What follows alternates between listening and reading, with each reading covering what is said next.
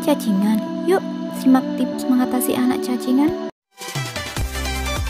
Assalamualaikum warahmatullahi wabarakatuh. Selamat datang di channel Arjuna Sharing. Sebelumnya jangan lupa untuk subscribe, aktifkan lonceng notifikasinya, like, komen, dan share ya. Terima kasih. Apa sih sebenarnya cacingan pada anak itu? Cacingan adalah masalah kesehatan yang dihadapi oleh anak, biasanya sering terjadi di usia 5 sampai dengan 10 tahun. Nah, bagaimana cara cacing ini masuk ke dalam tubuh anak? Yang pertama, biasanya melalui makanan yang terkontaminasi. Jadi, biasanya telur cacing ini menempel pada tangan dan kaki saat anak bermain kotor atau tanah dan lupa mencuci tangan saat makan. Kemudian selanjutnya, proses masak yang kurang baik. Misalnya, makan makanan yang setengah matang. Tuh, siapa yang hobi? Atau makan makanan yang mentah tetapi tidak bersih cara kita mencucinya. Yang ketiga, tidak menjaga kebersihan daerah anus anak. Misalnya, anak yang terkena cacingan menggaruk-garuk area anusnya dan telur cacing berjatuhan ke selimut, ke kasur, baju, celana, lantai, handuk, dan lain-lain. Dan apabila semua itu dipakai anggota keluarga atau kena orang di sekitarnya, maka bisa tertular cacingan. Cacing adalah parasit yang masuk ke saluran pencernaan anak. Nah, di saluran pencernaan anak, cacing dan telur cacing ini akan bertumbuh kembang dengan menghisap makanan dan darah.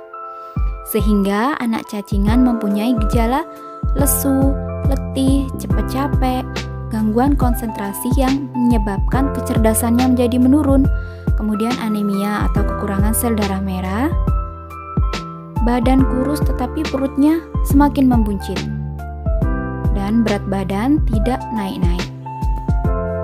Ini ada beberapa jenis cacing yang paling sering ditemukan pada anak-anak. Yang pertama adalah cacing kremi. Jadi cacing ini masuk ke dalam tubuh anak karena makanan yang tidak bersih atau terkontaminasi. Dan di saluran pencernaan anak-anak, telur ini berkembang biak. Telur cacing ini menyebabkan gatal di area anus anak. Yang selanjutnya adalah cacing gelang. Cacing ini bisa tumbuh sampai dengan 50 cm di dalam usus anak. Bila banyak dan besar, cacing ini bisa menyumbat usus dan harus dilakukan tindakan operasi untuk mengeluarkannya. Cacing ini juga bisa terlihat di kotoran anak saat anak BAB. Selanjutnya adalah cacing pita. Umumnya anak terinfeksi cacing ini tidak merasa gejala apapun. Kepala cacing ini di dalam usus akan terus menempel di dinding usus sementara tubuhnya bertambah panjang. Yang terakhir adalah cacing tambang. Anak bisa tertular cacing tambang ini ketika sedang berjalan tanpa alas kaki di area yang terkontaminasi tinja binatang seperti di taman atau pantai. Karena melekat dan menghisap darah sangat kuat, dikhawatirkan anak mengalami anemia. Lalu bagaimana cara mencegah cacingan pada anak? Yang pertama, biasakan anak untuk selalu mencuci tangan, biasakan mengganti pakaian setiap hari, mencuci spray, selimut, boneka secara berkala, kemudian ajak anak bermain di tempat yang kering dan tidak ada genangan air.